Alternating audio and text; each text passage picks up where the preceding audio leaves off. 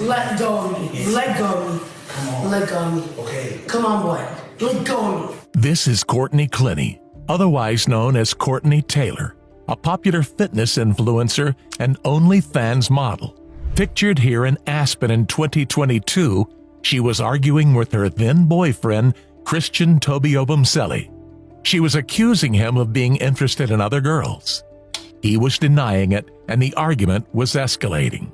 Let's put her on the phone right now. I dare you. Yeah, you hear me? Keep saying You it. do it. Then stop saying it then. Do it. Then stop saying it then. Sure, Do you let's just see say how instigative he is? no, you're telling me I touched her breast yesterday when I Yo, you're dumb as I actually don't agree with you. Actually, I'm done. You get the out of here. This isn't even a house. This was a relationship filled with aggression, a ticking time bomb. The signs were all there that it would end explosively, but no one could have expected that only weeks later, Christian would be dead, and lawyers would be going over every interaction between the couple, like this one, to work out why. Did Christian slap Courtney in this video? Or did Courtney slap Christian? Was his dabbing Courtney's act of self-defense? Or her final blow in a campaign of abuse? Restraining orders, elevator fights, and a pattern of aggression. This is the story of Courtney Clinny and Christian Obumseli. Courtney Clinny was born in Texas in 1996. According to her IMDb page, she grew up passionate about entertaining others and aspired to be an actress. In 2016, she had a minor role in a Richard Linklater film, Everybody Wants Some. This turned out to be the limit of her Hollywood career. She turned instead to social media, becoming a fitness influencer and Instagram model. She had over 2 million followers and earned enough money through OnlyFans, according to her fellow influencer, to rent her apartment for $10,000 a month. Though she hadn't achieved the acting success she dreamed of, she was certainly living a high-profile life. Courtney had also been mixing with high-profile people. In 2016, she was training at Gold's Gym in Venice, California, in preparation for the National Physique Committee bikini modeling competition. There, Courtney met Sean Roden, a professional bodybuilder who himself had over 2 million followers on Instagram. According to a fellow bodybuilder, the two began a romantic relationship, but Roden was married at the time. Courtney apparently wasn't aware of this, and when she learned that he'd been hiding his marriage from her in February 2017, she allegedly hit him with an uppercut that broke his jaw. It seems startling to imagine that this slight, if strong model, 21 years younger than Roden, could be responsible for his serious injury. But Roden's broken jaw was well documented in the press in the run-up to his next Mr. Olympia competition. I broke my jaw. My jaw was wide shut. He gave no reason for this injury, and this early alleged incident may have been a frightening precursor of what was to come. Courtney apparently also had a type. Weeks before Christian's death, she appeared on the podcast We in Miami, where she made jokes about her dating life. You look like the type of girl that only dates like rich guys. Is that true? No, that's not true. I only date black guys, especially black guys. Let me clarify. I only date rich black guys. Okay, rich black guys. There we go. She agreed when the host said she sounded toxic in her relationships. So that sounds like you're a control freak with your relationships. Be careful with this one. She's going to boss you around like... Exactly. Sweet toxicity. Christian Obumseli couldn't have known what he was himself getting into. Relationship history aside, Courtney had a wild past. She had 2 DUI arrests in Texas, the first when she was only 18. The second, which had occurred in 2020, she was found to be more than 3 times over the legal limit. She crashed her Mercedes into another car with an empty bottle of tequila found in the front seat. Her substance abuse was a troubling sign of reckless behavior. It was only shortly after this, in late 2020, that Courtney met Christian through the Austin nightlife scene and hit it off with him. Their relationship progressed quickly. Concerningly quickly, according to a friend of them both, Courtney began to display allegedly possessive behavior. The friend said that she would disappear when the group of friends was at dinner, forcing him to leave them and meet her somewhere. She was always pulling him away to fight about something, the friend said. Everyone around the couple agreed that they had a tumultuous relationship. Christian was a year older than Courtney, also a Texas native who'd studied communications at college. As a result, he had the know-how to act as her assistant in her influencer career. This led to financial disputes between the two. Courtney had allegedly said that she didn't want to share her money with him, but he was apparently working for her, managing her schedule and helping out with her photo shoots. As payment, they'd supposedly agreed that he would be given a percentage of her OnlyFans income. Whether he was actually receiving this was unclear. The differences in their status meant Courtney used her money to treat Christian. She bought him expensive gifts, such as a set of Louis Vuitton luggage. However, friends say this was to make up for the time she allegedly mistreated him. When they were living in Austin, she allegedly once threw his suitcases from the balcony of their shared apartment. The Louis Vuitton luggage was apparently recompense. But Christian had his own troubled online history. Tweets recently resurfaced from 2012 in which he made derogatory and misogynistic comments about black women. While the tweets were posted 10 years beforehand, after his death, they created an online outcry. His brother Jeffrey wrote on his now private Instagram page, "As a family, we strongly disagree with the ignorant and repulsive tweets from my then high school-aged brother that have recently surfaced. However, the tweets do not diminish our demand for a thorough investigation into Christian's murder or negate the necessity for justice." Courtney was also facing backlash. A stranger confronted her in a hotel lobby. "You should go. Yeah, you should go. Because you just lost my boyfriend. Yeah, you did." One thing was clear: the outcome of this case, like many domestic cases before it, would be decided in the public eye. So what actually happened? Shortly before 5 p.m. on Sunday, April 3, 2022, Miami police received a 911 call. "My boyfriend is dying of a stab." "Ma'am, what is the address?" "I got a guy can't get my arm." "Baby, I'm so sorry." The caller was Courtney Clinny. The other voice in the background was Christian Obumseli. Police arrived on the scene to find 27-year-old Christian bleeding from a severe stab wound to the shoulder. 26-year-old Courtney was still there, covered in her boyfriend's blood. Police cuffed her hands behind her back, and she sat on the floor as they questioned her, seen here in shaky camera footage obtained by a neighbor. Courtney was taken into custody and interrogated. She'd been the only other person in the apartment other than the couple's dog, and she was covered in blood. Nor did she deny that she'd been the one to hurt Christian. I grabbed a knife and I said, "Don't come anywhere closer to me." I had absolutely no intention of using it. It's coming at me, and I threw it. Courtney claimed that this was the last blow in a fight that had lasted all evening, a fight in which he had hit her and choked her. But if he's like choking me or like pinning me or something and I can't breathe, he might go too long. She said she'd thrown the knife at him as a last resort in self-defense, that he might have killed her otherwise. But there was already doubt about Courtney's story. Evidence of Christian's wound revealed it had been caused by a close contact stab, not a knife that had been thrown at him. A few hours later, Christian died of his injury. Police told Courtney during her interview, and she had an extreme reaction. "We have to inform you that Christian did not make it." Okay. Unfortunately, the doctors did what they could. And Christian is dead. Yes. No, that's not true. That's not real, right? It is real. Christian is dead. She was later placed under a psychiatric hold for the next 48 hours before returning home. She would spend the next few months at home in Texas with her family before going to Hawaii to seek mental health treatment for substance abuse issues and PTSD.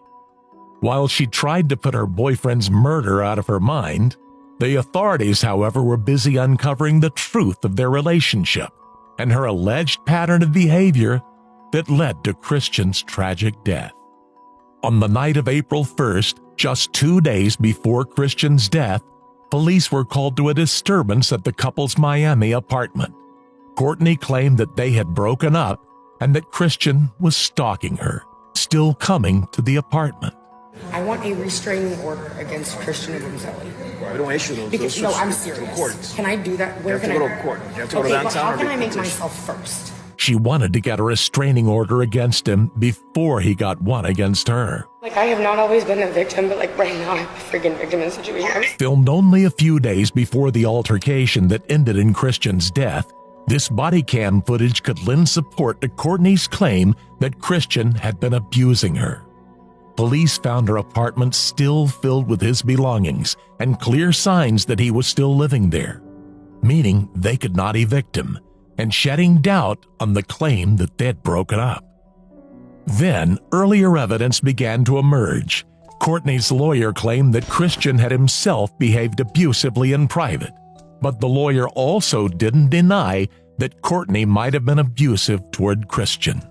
Opinions might be divided, but as the police kept digging, they found that Christian had been secretly recording his interactions with Courtney for months before his death, and they painted a horrible picture of the state of their relationship.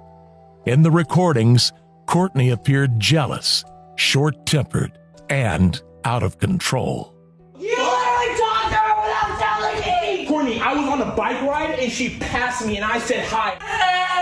Stacey, I'm sorry, okay? Just let me apologize. No! This seemed to be the same argument the couple had been having for months.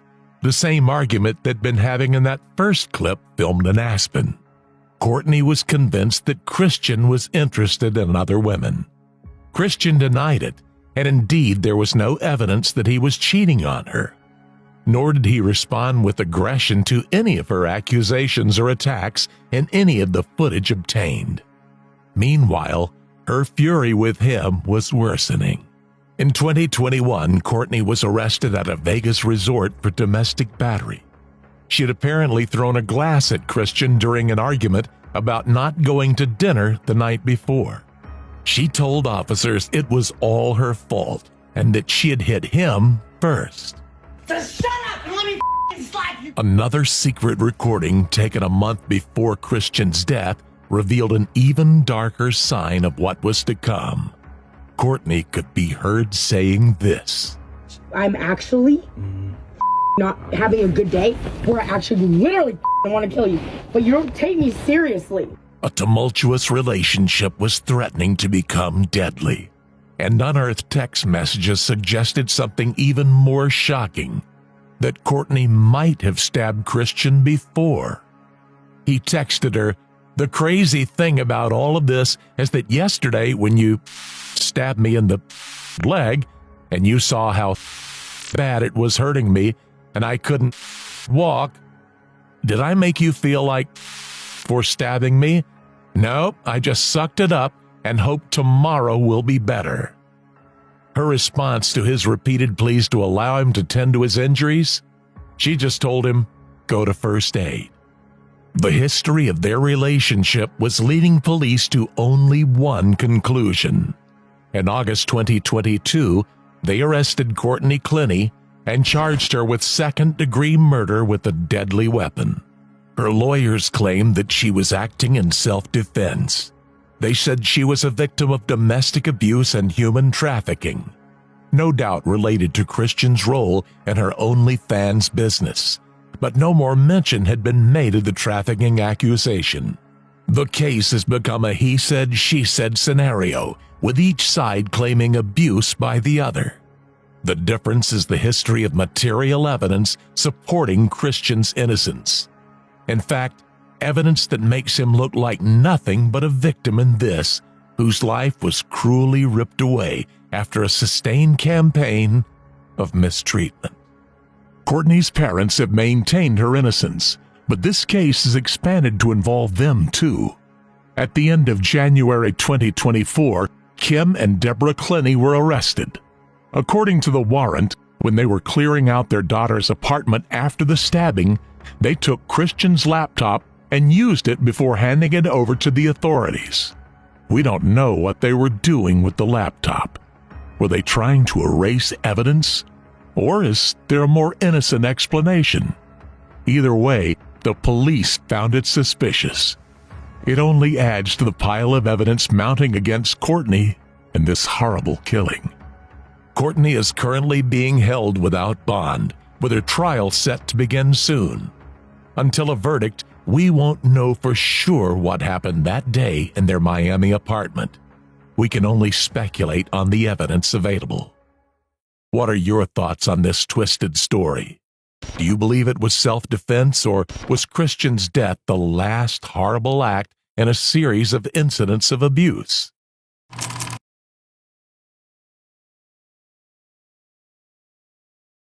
This is 23-year-old Joseph Elledge. He's on the local news, pleading for information about his missing wife. Everything is very, very cloudy. I just don't know what's going on. I don't know what to think. I'm really confused, and I just think that she is too, and I don't know. I think she'll come back. Days earlier, the local police responded to his report that his wife had disappeared. Hey, Joe. Hi. Hey, it's Officer Joseph. Officer Joseph. I was just going to come over here and get some details from him. Yep. So here's her phone. I mean, her phone and her wedding ring were both just left on that table. He last saw her 2 nights earlier. The next morning, he was woken up at 5 a.m. by the sound of his infant daughter crying, and his wife, 28-year-old Meng Shiji, was nowhere to be found. Like any couple, they've had their share of marital problems. She's been acting weird recently, and she wouldn't tell me where she's been. The stress of raising a child, all the financial pressures, and sleepless nights can get to anyone. But for Joseph and Mengshi, something is different. Today marks 1 year since missing Colombia woman Meng Shiji was last seen alive. Mengshi never came home. I know she was talking to somebody else on the side, and I didn't know that until after she had left. But you know, whatever she's doing, I just hope she's safe, and I really hope that she can, you know, find herself and come back to me and Anna, and we can just have a big long talk, and that's all we need. Who is she talking to? Did she run off with them, leaving her 1-year-old daughter behind? Or is there a darker reason for her disappearance? Yeah, you want me to abandon her, just leave. I know. That's what you seem to want to do. That's what I see in my eyes. I will never abandon her. Secret recordings, an investigation that spans over a year, and muddy hiking boots that could be the key to it all. Have faith in eventually the truth is going to come out. The following report is drawn from official police records and exclusive footage.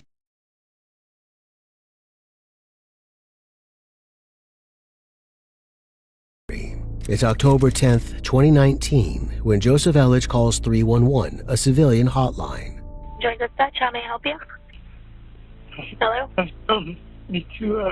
I need to file a missing persons report. Okay, I can help you with that. He last saw his wife nearly 2 days earlier, on the night of October 8th, and she's never done anything like this before. What are your thoughts? I mean, do you think are you guys having issues with your marriage or no? Or, I mean, what's your opinion? You guys, you know her better than me. Okay, so during our whole marriage, we argued probably just about every single day. And really we kind of argued about the same stuff over and over, just she would like never really listen to me. But if you fast forward until the past couple months, probably starting around the beginning of this summer, is when she really began ignoring me a lot. In the last few months, things have changed between the couple. The pressures of raising a baby, or something worse. Do you think she's actually in danger, missing, or do you think she's just avoiding you? Well, I really think that she left on her own accord. So you guys think she might try to go back to China? Yeah, because like she told me 3 weeks ago, like she's like willing to back to China. Meng Shi's family all still live in China, where she's from. She's been missing their support more and more over the last few months. Is that where she could have gone? Hey, Joe. Hi. Hey, it's Officer Joseph. Officer Joseph? I was just going to come over here and get some details from you. That night, the police come to the home of Joseph and Meng Shi. Some of their friends are there to help in the search. They've been helping me look through her computer because everything is in Chinese. Oh, yeah, yeah. And they were looking for they were looking through her browser history to see if she made any flight arrangements. Yeah. A cursory examination of Meng Shi's abandoned devices reveals nothing of her whereabouts, but there is something else. There is. I actually found this earlier. There's this, it's like a journal type of document, and it talks about her having some secret love. She mentioned this guy's name, and actually it turns out it's this guy right here. And I just messaged him earlier, and he responded to me. But I think he's in China right now. Anyway, that journal article talks about this guy. She's like in love with him or something, and that she's not interested in her husband. But that she's married and she has a baby, and so she has to stop doing this. Messaging him. They weren't just drifting away from each other. According to this journal Joseph's found, Meng Shi was in love with another man. So the previous night, she told me that she had to get up early for something. She didn't tell me what it was. I actually asked her who she's meeting, who are you meeting, and she kept saying, me. That was her answer. Could she have been meeting this other man she'd been seeing? Or if he was in China, could she have been getting on a plane to leave her family behind, starting a new life? Where's her car at? Is that in the parking lot? Yeah. And the keys to it, or? Yeah, keys are here. They're in the kitchen. And that's usually where she leaves them? Yeah. Okay. Yeah, was the door locked, or was it unlocked when you woke up? Yeah, it was unlocked. She didn't take her phone or her car, like maybe she didn't want to be followed. And Joseph seems to have seen this coming. Yeah, basically anytime anything came up about just the area, basically anything that she would. Anything she could find and complain about, she would say about her. Yeah, basically, yeah. She would just say, "Oh, if we were in China, this would be so much better. China's so much better than this." Meng Shi came to the U.S. in 2012 to study at the University of Missouri. She graduated in 2014 with a master's degree in mechanical and aerospace engineering. She was hired right out of college by Nanova Biomaterials, a company that manufactured medical products. She was following her dreams and making the most of her achievements in the U.S. And this is where she met Joseph Elledge. He started working there in 2015. She was his supervisor, 5 years older than him, but they soon found they had more than their work in common. A year and 7 months later, in 2017, he proposed in a park called the Devil's Icebox. She might have been head over heels for him, but this was a practical arrangement as well. Her visa was about to expire. If she wanted to stay in the U.S., where she'd found so much success, she needed a green card. Joseph was happy to help.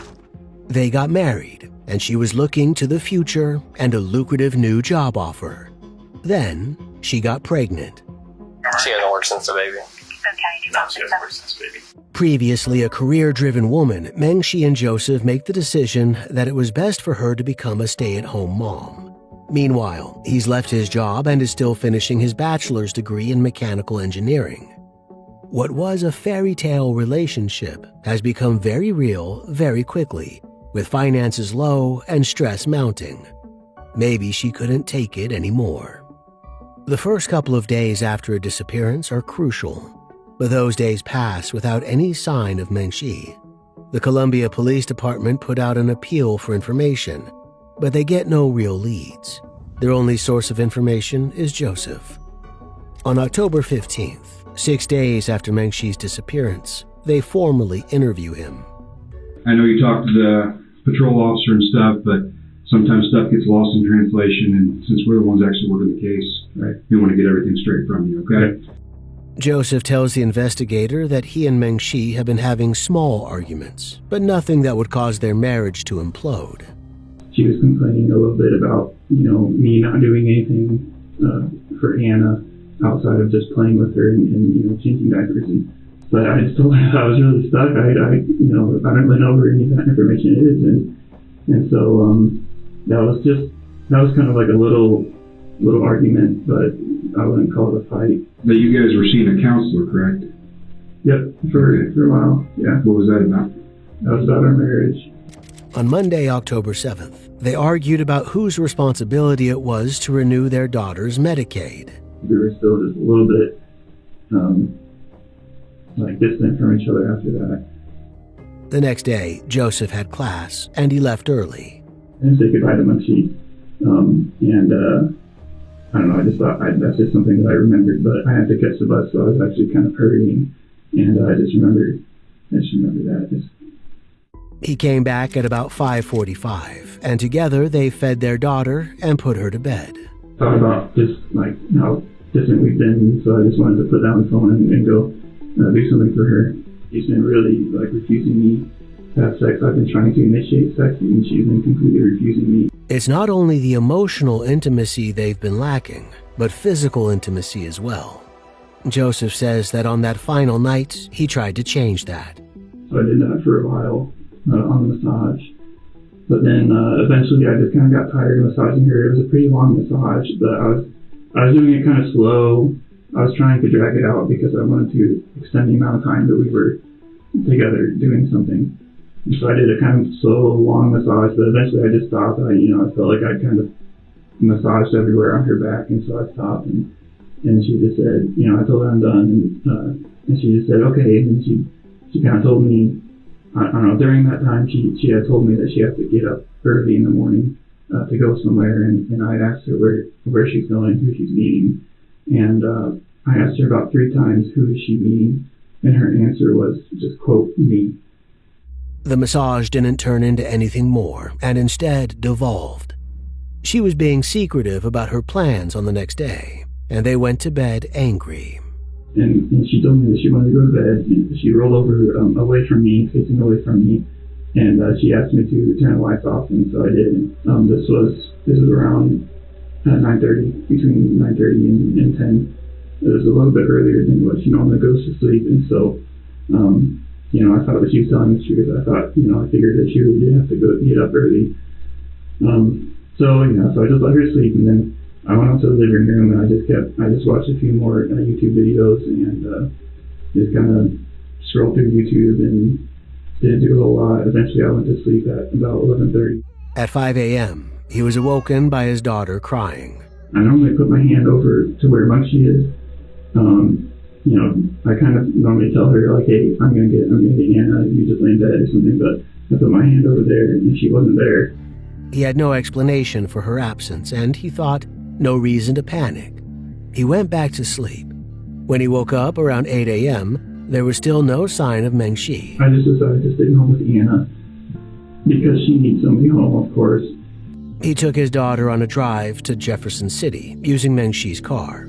Then, later in the day, he set out with her again. And we really like taking Anna on walks, and so I wanted to go check that area out. I got in my car, got out back on 63 South again. By his account, Joseph spent a peaceful day with his child, all the while maintaining the hope that Mengshi would just turn up at home. But she didn't. The next morning, October 10th, there was still no sign. You knocked on the door, and I was actually right there by the door carrying Anna from the kitchen to the living room.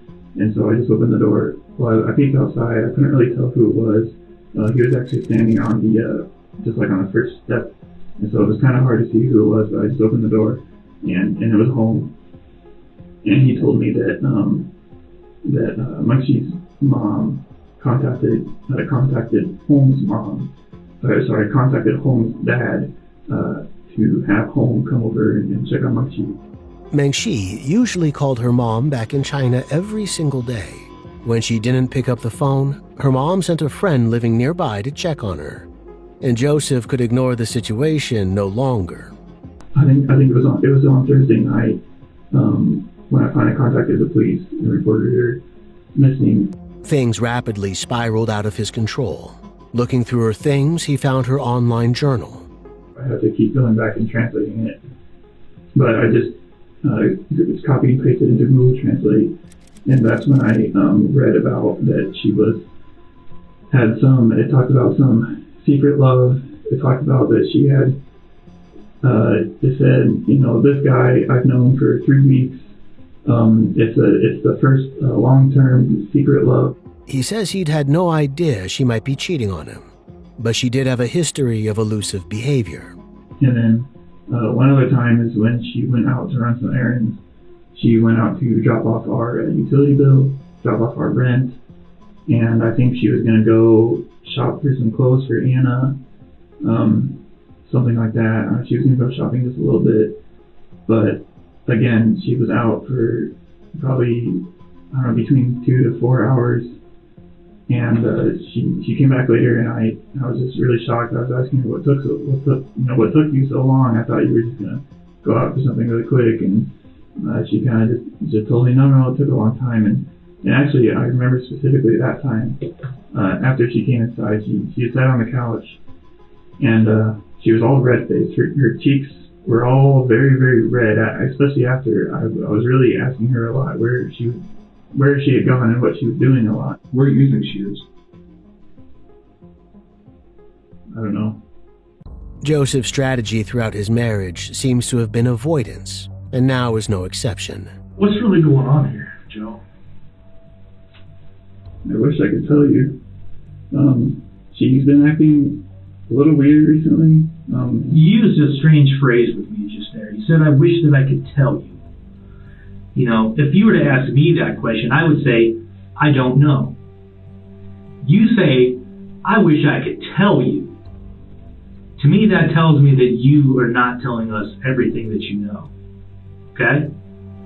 Joseph is Meng Shi's husband, and the last person who saw her. If something's happened to her, he has to be the cops' first port of call.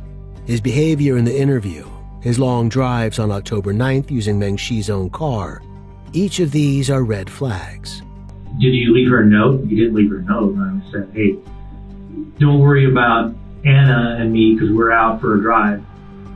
Didn't do that, right? I didn't. Why not? I didn't think about it. When he realized his wife was truly missing, he didn't call 911, but 311, the non-emergency civilian hotline. I'm trying not to hurt myself too much over this, trying not to think about what could be happening. So I'm just trying to graduate. I graduate this semester, and I don't want to screw that up now. Joe, I'm hearing you talk an awful lot about Joe and what this has meant for Joe. I'm not really here for Joe. I'm actually here for her, to find her. There's no sign of a struggle in their house. No blood and no body. Meng Shi could be anywhere. But there's also no evidence that she took a flight to China. There's been no activity on her financial accounts since October 8th. She'd also made arrangements to pick up some baby food from a friend on October 9th, and she never showed up. This is proof that she was looking into the future that had her baby daughter in it. She wouldn't just leave her child behind. That same day, Joseph gives an interview to KRCG. Alright, so talk to me about who she is. Why you fell in love with her? Well, she's a very dedicated person. She's a hard worker, and I really like that. That's important to me. And she's really, she's very, very detail-oriented. And that's something that I honestly didn't see a lot in a lot of people and really a lot of girls as well. But she was, she's a mechanical engineer with me, same as I am. And that was something that was pretty important to me too, because I really kind of always thought that I'd have sort of my own business and maybe have a car shop or something. And I thought that she would be helpful in that. I thought that she would be a part of that. And I told her that whenever we first started dating. And I think that she kind of liked the idea of it. She really likes the idea of working hard and making money. In the early days of their relationship, he says he saw Meng Shi as a possible equal partner. But by October 2019, she was a housewife. And according to her journals, She was looking for an escape. But she wasn't the only one. As part of his interview, Joseph turns his phone over to the police. Stored on it, they make a discovery that turns the whole case on its head. He kept 10 hours of secretly recorded conversations between him and his wife. And far from minor disagreements, they tell a story of a relationship that was falling apart. I've told you many times before that what you do and say, it hurts me. I've only just recently started using the term abuse. But it has been abuse in the past. I just didn't think of that term. But still, you don't. If every conversation, serious talk to you is abusive, then we have nothing to talk about. Life should just be marshmallow and cotton candies, sweet and unreal, just fantasy. Am I abusing you now? Yes, I am. I'm always abusing you. That's a pleasure of me. That's what makes me happy. Look at how happy I am. I'm so happy. Burst into tears. Joseph accuses Mengshi of mistreating him, and Mengshi's unhappiness is plain. I gave up my whole world. Gave up a lot of jobs. Sacrificed so much. Spent so much time and money. Been living so frugal. No desire. No wants. No happiness. In exchange of this. She had an excellent education and a promising career ahead of her. Her relationship with Joseph changed all of that. And it wasn't just that she felt stifled. She felt controlled and isolated too. She kept over 4 hours of her own recordings, telling the other side of the story. These include secretly recorded couples counseling sessions that did not seem to help. That kind of counseling is only successful if both parties are interested in working it out. Joseph claims to be, but the recordings tell a different story. Mengshi has been doing some freelance translation work to occupy her time and keep some spare cash in her pocket. But Joseph didn't like that. I see that you're stressed. And I'm asking you, and I'm telling you, Mengshi, I can tell that this job is giving you stress, and it's negatively affecting your health and your actions and your ability to take care of Anna. And I'm asking you, are you okay? When their daughter was first born, Mengshi invited her mom to stay with them for the first 100 days, according to Chinese custom. But Joseph and her mom did not get along. You remember when your mom was there and you said stop looking at her like she's a criminal. Well, you know what? She's a criminal. And I'm not chill around her. I am watching her like a hawk. Like she's a snake that's about to take my eggs. Mengshi's mom was her vital support network. Like any abuser, Joseph sought to cut her off. You just get offended. You just find some way to just get mad at me. Most of the time, it seems Joseph was starting the arguments and then getting upset with Mengshi for reacting to them. I stabbed you by calling you a criminal. No, you stabbed me by making fun of me. I think it's best you go back to China. It's obvious, you Chinese, not good here. You're not good with the best American. The best American. You get that? So why don't you just leave? On August 20th, 2019, just 7 weeks before Mengshi's disappearance, things reached a breaking point. You've abused me a lot, and I think I would bring that up in court. I'm not gonna hear this. Okay, we can talk about it in court.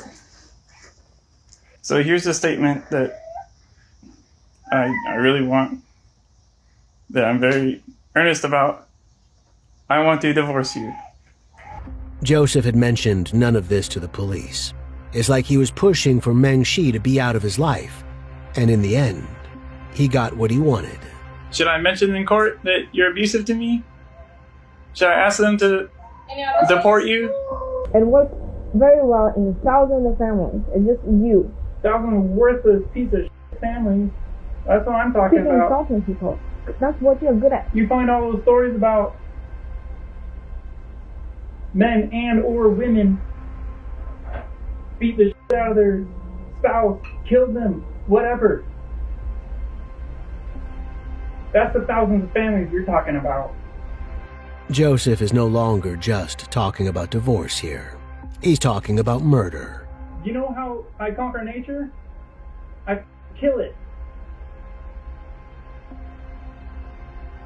I grab its head and break its f***ing neck. That's how you conquer f***ing nature. You think you're so empowered because of this society. Well, don't forget that nature exists. You're still just a woman. And there's nature in that. There's nature in your brain. Meng Shi has managed to capture Joseph's true personality. Not the earnest, polite young man we saw with the investigators, but a man who's vicious and misogynistic. He's also a man with a motive. So we can get through the divorce quick and easy and cheap, so it doesn't ruin our lives. Is that considerate? Personally, I don't want to spend $20,000, $30,000 on a divorce. Do you want to do that? He wanted out of his marriage, but he didn't want to have to pay for it. This is backed up by his search history. He looked up local divorce lawyers and filing fee for divorce. I don't think you could see the bottom part. Is it basically just that day, August 31st, 2019? Correct. And what are the descriptions? The description column, what is that? Filing fee for divorce. Filing fee for divorce, is that what you said? Correct. He's just a student on a student's income. Murder, if he got away with it, would be a profitable solution. But the cops are onto him. Armed with these recordings, they get a search warrant, and on October 25th, they arrest Joseph Elledge. But not for Meng Shi's murder. They hold him on a charge of child abuse. Their evidence? Something Meng Shi had sent her mother on February 18th, nearly 8 months before her disappearance. Showed us a image on her phone of what appeared to be an infant child with a bruise on its buttocks. How would you characterize that bruise that you saw? Considering the size of the child, it was a pretty severe bruise. When the police confronted Joseph with the evidence of his child's injury, he didn't deny it. He stated that he knew which incident we were speaking of and that he had caused the bruise, that the incident had occurred, he said, approximately 7 months ago when when Anna was approximately 3 to 5 months old, that it had occurred when Munchie had been gone from the residence and he was watching Anna, and that she was crying, that he was stressed out, and that he could not get her to stop crying. He said that he believed it occurred when he was holding Anna too hard, and that he had been pinching Anna to try and make her stop crying. He's held on a $500,000 bond. This gives the investigators the opportunity to collect the evidence they need to understand what happened to Meng Shi, and what they find is chilling. And then starting on the first line, it says Tuesday/October 8, and says 7:30 a.m. drive to campus.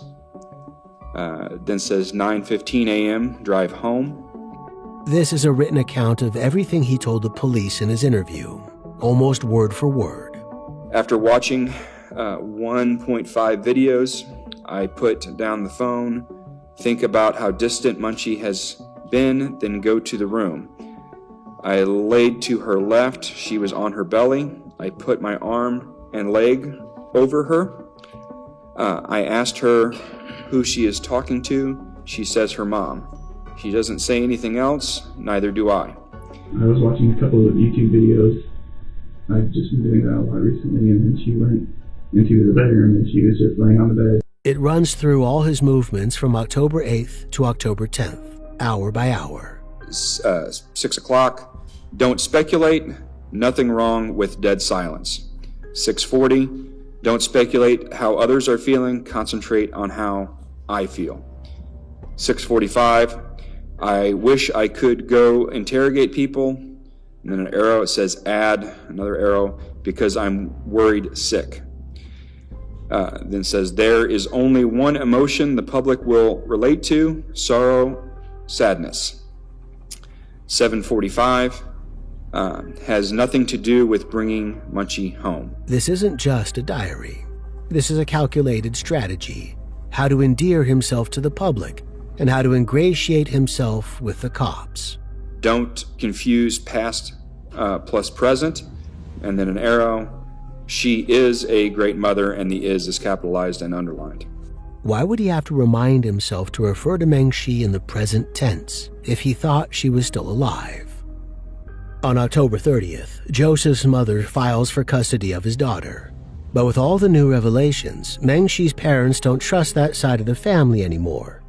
On November 3rd, an attorney representing them releases a statement saying, they continue to be concerned about Joseph's mom's knowledge regarding Meng Shi, and that she has not been fully forthcoming with information she has related to Meng Shi's disappearance. They fight for custody of the child themselves. Joseph's mom's role in all of this remains unclear. The police do not charge her with anything, and she's allowed to keep partial custody. Meanwhile, the investigators have a case against Joseph, but no body. But in February 2020, just as the COVID-19 pandemic is brewing, they take a drastic step. They file charges against him anyway for murder in the first degree. With Joseph in jail, the investigators start tracing his movements on the long drives he took on October 9th.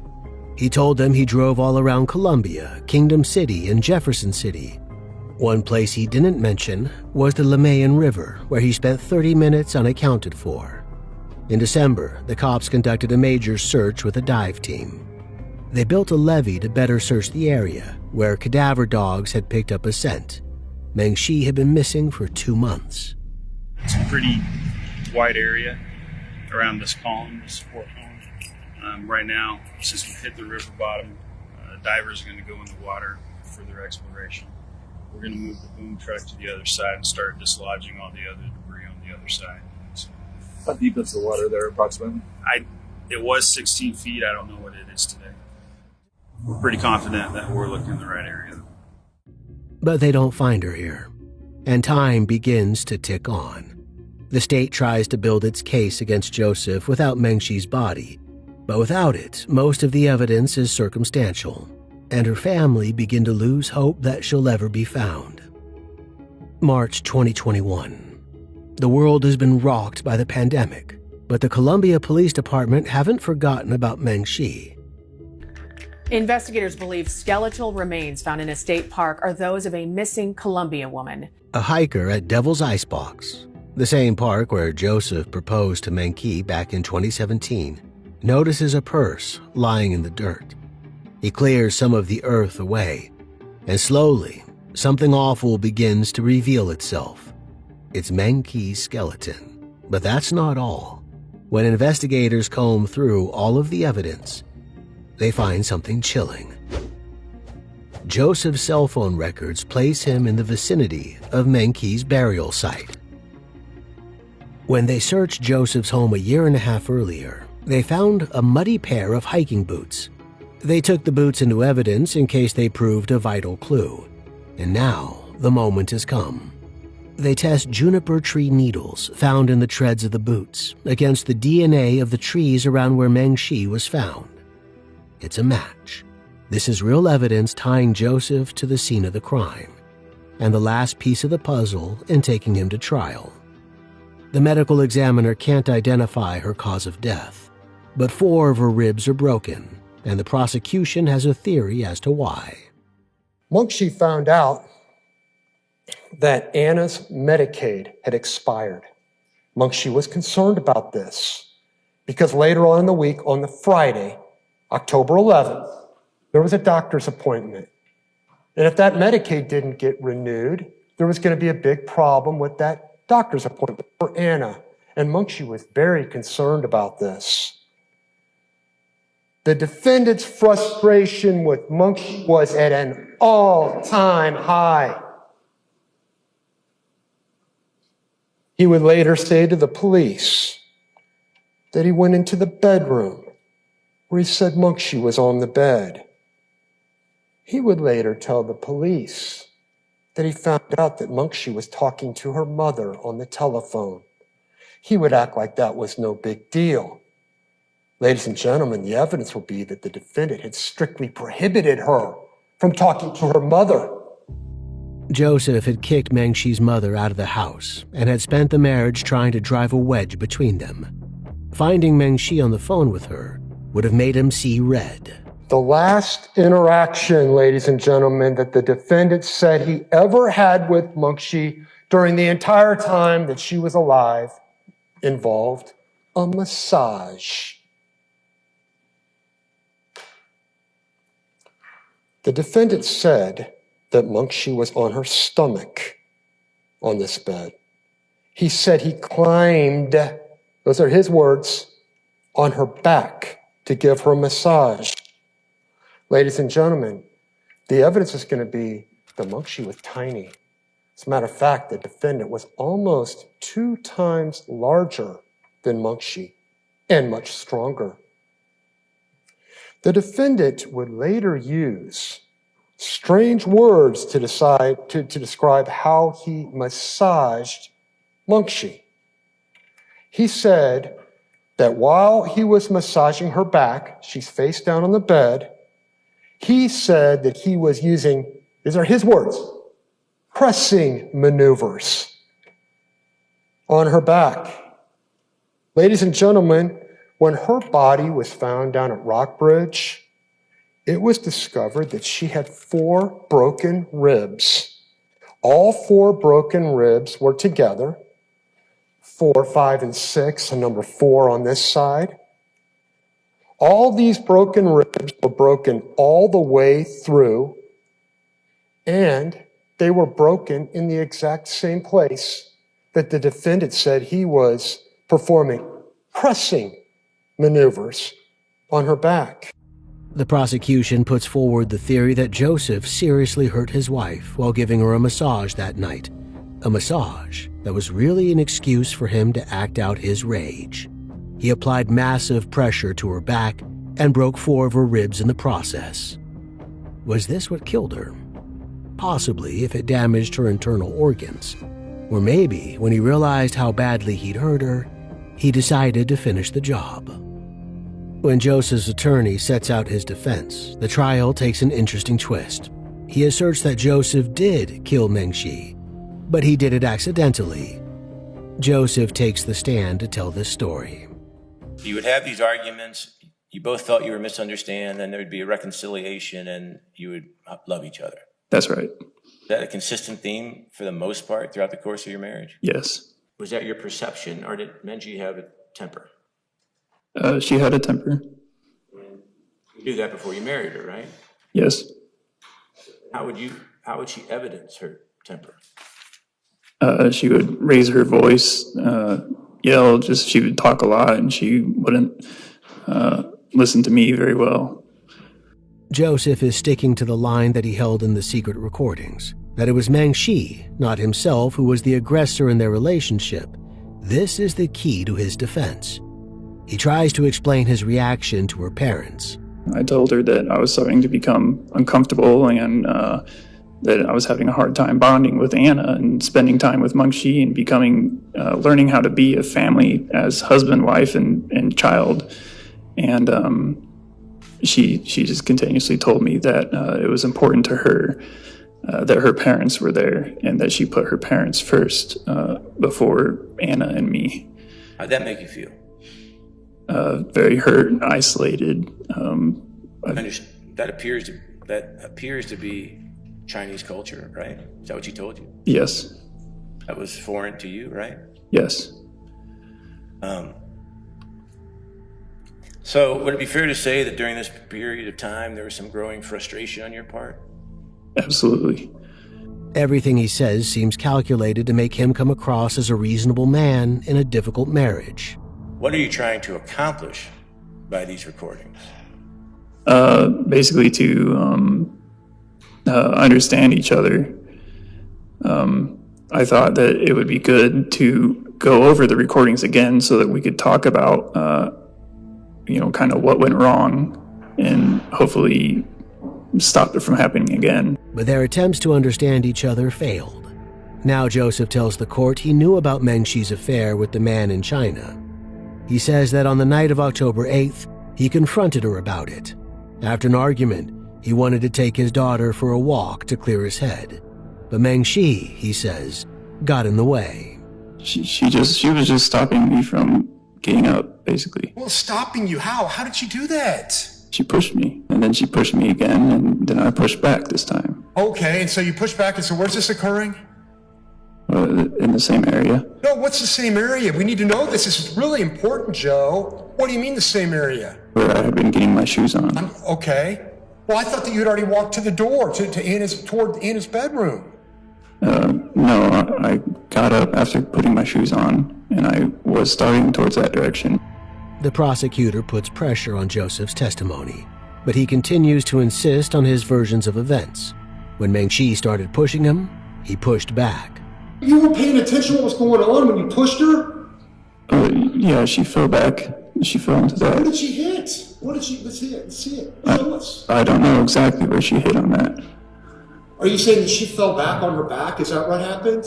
No, she stumbled backwards and kind of ran into that. Yeah, so it's kind of like you really didn't push her that hard. It was kind of getting away from her, but she fell back hard. Is that what you're saying? I pushed her pretty hard.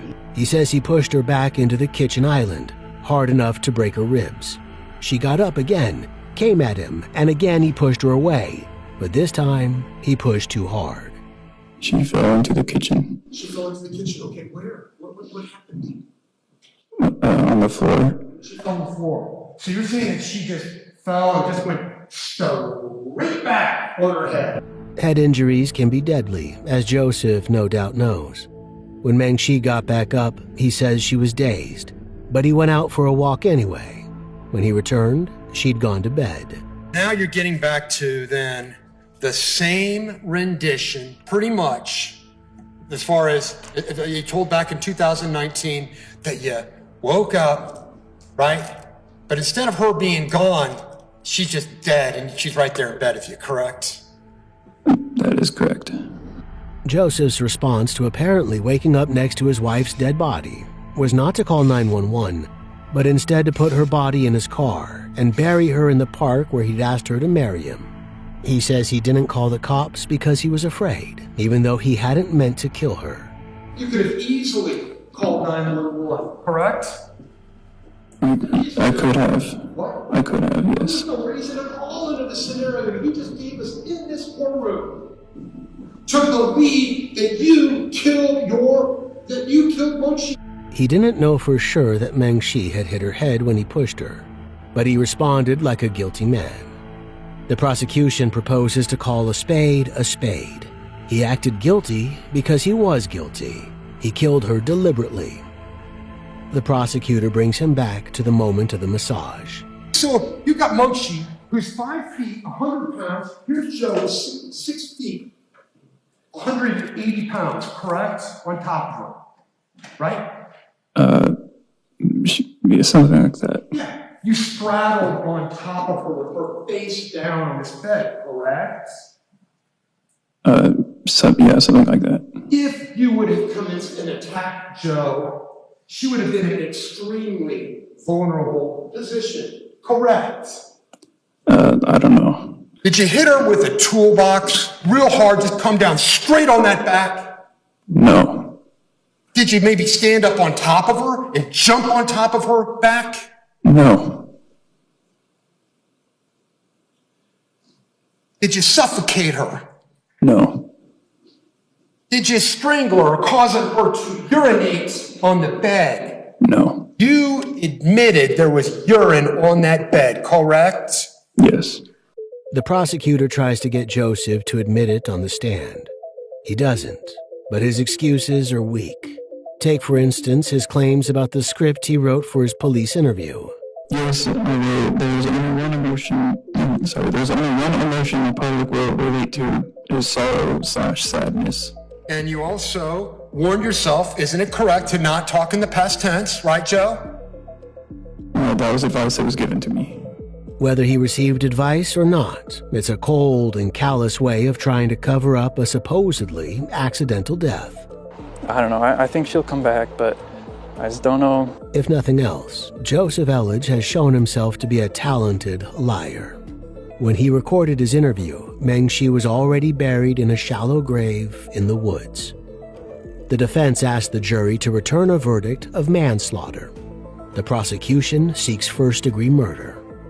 On November 11th, 2021, after 7 hours of deliberation, the jury comes back with a decision.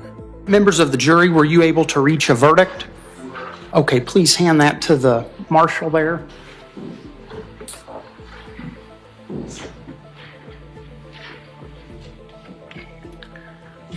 Okay. Mr. Elledge, would you please stand to receive the verdict?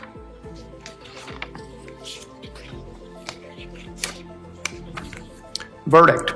We, the jury, find the defendant, Joseph Dwayne Elledge, guilty of murder in the second degree. They convict him of second-degree murder, not first, meaning that they don't believe the murder was premeditated. He is sentenced to 28 years in prison, 1 year for every year of Meng Shi's life. He's also sentenced to 10 years on the count of child abuse, to run consecutive with his murder sentence. This adds up to 38 years behind bars. Today, he remains in Southeast Correctional Center in Charleston, Missouri, with his motion for a new trial denied. His and Meng Shi's daughter, meanwhile, is being raised by Joseph's mother, but spending her summers in China with Meng Shi's parents. She's staying in touch with her culture, just as Meng Shi would have. What do you think about this tragic story? Let us know your thoughts.